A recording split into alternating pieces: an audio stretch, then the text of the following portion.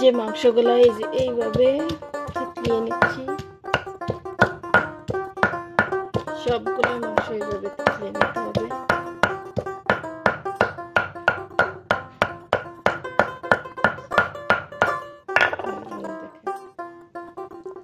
কেমন হয়েছে?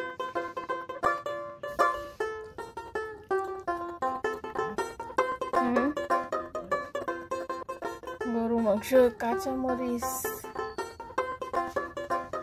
শুকনা মরিচ, আদা, তারপরে হলো পেঁয়াজ কুচি, এই হলো রসুন কুচি। এই মাংসটা কিন্তু আমি থেতলিয়ে নিয়েছি পাটার মধ্যে, এই যে দেখতে পাচ্ছেন, এই যে একদম থেতলিয়ে নিয়েছি। যাদের বাসায় পাটা আছে তারা এইভাবে থেতলিয়ে নিতে পারেন, অথবা ইয়া করতে পারেন, অথবা ব্লেন্ডারের জারে দিয়ে ইয়া করতে পারেন। এখন এইগুলা আমি সবগুলাই ভেজে নিব আর কি। তো চলুন দেখাই কিভাবে ভাজি। দিয়ে দিলাম একটু সরিষার তেল। আপনারা যে যে তেল দেন ওইটাই দিতে পারেন, তো আমি এখানে সরিষার তেলই দিয়ে দিলাম। একটু অপেক্ষা করি, একটু গরম হয়ে নি।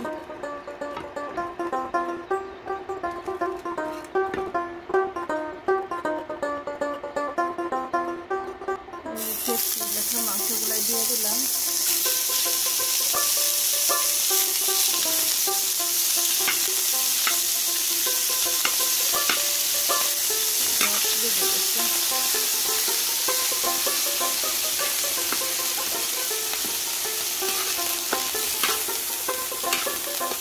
দিয়ে দিলাম একটু হলুদের গুঁড়া, এটা অপশনাল, দিতে পারেন না দিতে পারেন। দিয়ে দিলাম লবণ। তো এটা ভাজবো যতক্ষণ পর্যন্ত ভালোভাবে ভাজা না হয় ততক্ষণ পর্যন্ত এইভাবে নাড়বো। তো পুড়িয়ে ফেলা যাবে না, খেয়াল রাখতে হবে যাতে না পুড়ে যায়। এগুলো হয়ে আসলে পরে দিব এগুলা, তো ওইগুলো আপনাদেরকে দেখাবো। তো আপনারা ওয়েট করেন, তো দেখতে থাকেন। ভিডিওটা না কেটে সম্পূর্ণটা দেখবেন অবশ্যই, না দেখলে কিন্তু ভর্তা আসলে বানাতে পারবেন না। একটু দেখলে তো অবশ্যই সবটা ভিডিও দেখবেন। তো এই যে দেখেন আমি নাড়াচাড়া দিচ্ছি। তো এইবার দিয়ে অনবরত নাড়তে থাকতে হবে যতক্ষণ পর্যন্ত না হয়, ভাজা না হয়। মাংসটা ভালোভাবে সিদ্ধ হবে আর ভাজিও হবে।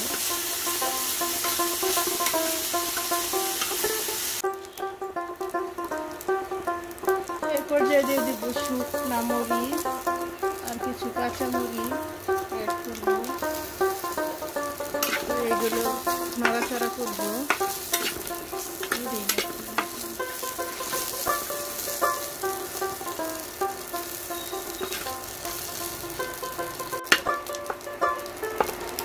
তো মরিচগুলা যদি ওইভাবে খুব একটা ভাজা না হয় তো ওইভাবে সাইড করে রাখা তারপর আবার একটু ভেজে নিতে পারেন।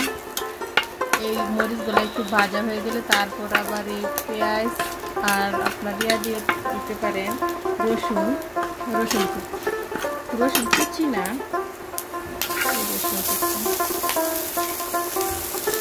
আস্ত রসুন।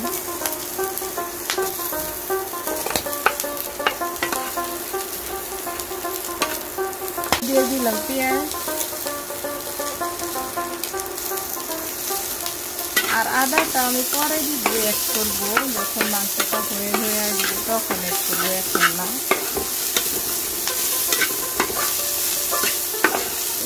কিছুক্ষণ পর্যন্ত নাড়াচাড়া করবো, তারপর পানি অ্যাড করে কিছুক্ষণ পর্যন্ত সিদ্ধ করতে দেবো। তো এই পর্যায়ে আমি কিছু পানি অ্যাড করে দেবো যাতে মাংসটা সিদ্ধ হয় ভালোভাবে। তো ভালোভাবে ভাজলেই কিন্তু মাংসটা সিদ্ধ হয়ে যায়। তারপরেও দিয়ে দিলাম সব কিছু একসাথে ভাজা হোক। তো এই পর্যায়ে ঢাকনা দিয়ে দিব। তো এই তো কিছুক্ষণ ঢাকনা দিয়ে রান্না করেছিলাম পানি অ্যাড করে, তারপরে যে দেখেন তুলে নিলাম, পানিগুলো একদম শুকিয়ে নিয়েছে। এখন আরো কিছুক্ষণ ভাজবো এইভাবে, আরো কিছুক্ষণ ভাজবো। দেখেন কালারটা কত সুন্দর হয়েছে, দেখেন।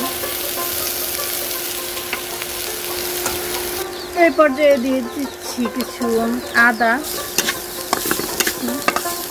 আমার ফ্রাই হয়ে আসছে এগুলা।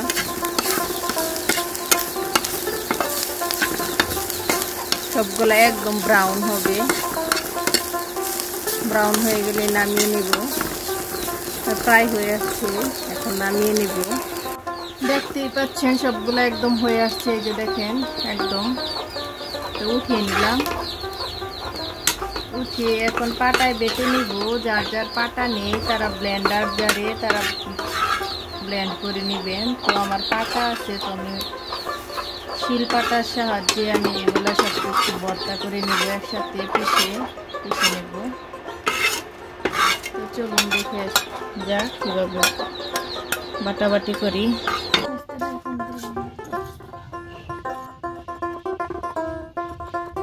তো আস্তে আস্তে সবগুলো একসাথে না দিয়ে কিছু কিছু দিলেই ভালো। আমার তো দেওয়া নাকি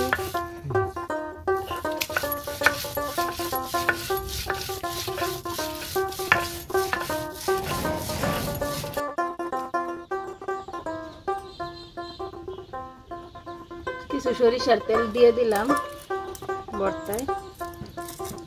তো ভর্তার মাঝে কিন্তু তেল না দিলে তেল লাগে না, জানি না তেল কেউ অ্যাড করে কিনা, এটা অপশনাল। তো আমি দিয়ে দিলাম যেহেতু ভর্তা, তাই দিয়ে দিলাম সরিষার তেল। দেখেন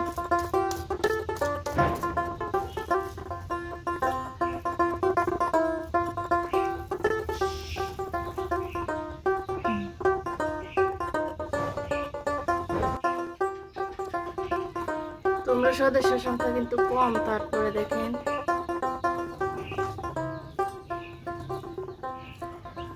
3 টুকরা মাংসতে কিন্তু অনেকগুলা হলো।